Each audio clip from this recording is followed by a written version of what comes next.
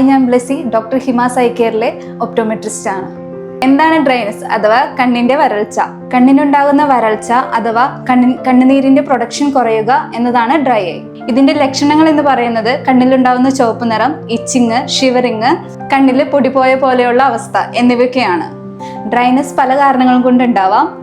Allergy ഉള്ളവർക്ക് ഉണ്ടാവാം, thyroid ഉള്ളവർക്ക്, പ്രായമായവർക്ക്, സ്ക്രീൻ ടൈം കൂടുതൽ യൂസ് ചെയ്യുന്നവർക്ക്, AC-യിൽ ഇരിക്കുന്നവർക്ക്, ഇവർക്കൊക്കെ ഡ്രൈനസ് കാരണമാകാം.